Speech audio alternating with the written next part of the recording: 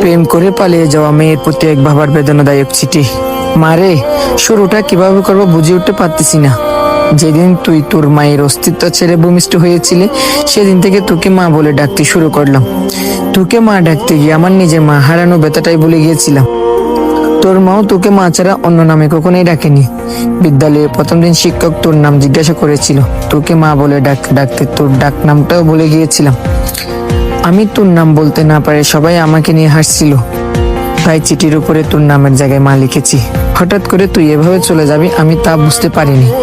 ছেলেটা যেদিন বাইরে ব্যাগ হাতে তোর জন্য অপেক্ষা করেছিল, কখন তুই দরজা খুলে বাইরে বের হয়ে আসবি, আমি তখন ভিতরে বসে রবির কাছে প্রার্থনা করেছি আর ভাবতেছি, আর কতটা ভালোবাসতে পারলে তুই আমাকে ছেড়ে চলে যাতি না।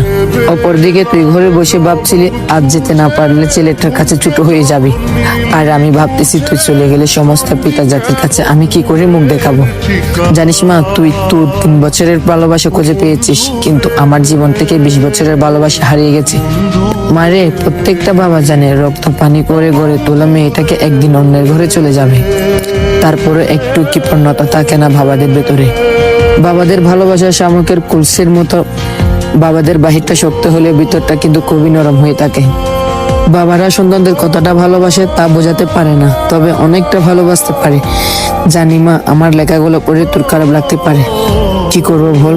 তোরা তো যৌবনে পা রাখার পর চোখ কান নাক সবকিছু প্রতি বিবেচনা না করে প্রেম করিস, কিন্তু যেই দিন জানতে পারলাম তুই তোর মায়ের গর্ভে অবস্থান করেছিস, সেই দিন বুঝতে পারিনি তুই কালো না ফর্সা না ল্যাংড়া নাকি বোবা। কোনো কিছুর অপেক্ষায় না করেই তোর প্রেমে পড়েছিলাম, তাই এত কিছু লিখলাম। আমি জানি মা, তোদের সব সন্তানদের একটাই প্রশ্ন, বাবারা কেন তোদের ভালো লাগাটা সহজে মানতে চাই না। উত্তরটা তোর ঘরে তুলে থাকলো, তুই যেদিন মা হবি সেদিন নিজে নিজে উত্তরটা পেয়ে যাবি। তোরা যখন একটা ছেলের হাত ধরে পালিয়ে যাস, তখন ওই ছেলে ছাড়া জীবনে কারো প্রয়োজন বোধ করিস না, কিন্তু একটা বাবা বুঝে তার জীবনের নিজের মেয়েটা কতটা প্রয়োজন। যেদিন তোর দাদুর কাছ থেকে তোর মাকে গ্রহণ করেছিলাম, সেদিন প্রতিজ্ঞা করেছিলাম যে যদি মেয়ে হয় তাহলে মেয়েটাকে তার স্বামীর হাতে নিজ হাতে তুলে দিব, তবে দায়িত্ব থেকে নিজেকে হালকা করব। তাই তোর প্রতি এত অভিমান। মারে, বাবার উপর রাগ করিস না। তোরা যদি অল্প দিনের ভালোবাসার জন্য ঘর ছেড়ে পালাতে পারিস, তবে আমার 20 বছরের ভালোবাসার জন্য বেপরোয়া হবে না কেন? বাবারা মেয়ে সন্তানের জন্মের পর চিন্তা করতে থাকে নিজের মেয়েটাকে সুপুত্রের হাতে তুলে দিতে পারবে তো। তারা যৌবনে পা রাখার পর চিন্তা করে কোনো প্রতারণার ফাঁদে পড়ে পালিয়ে যাবে না তো। তাই মেয়েদের প্রতি প্রত্যেকটা বাবার এতটাই নজরদারি থাকে। যদি মন কানে চলে আসিস, বুক পেতে দেব, ঠিক আগে যেভাবে ভালোবেসেছিলাম সেভাবেই বাসবো।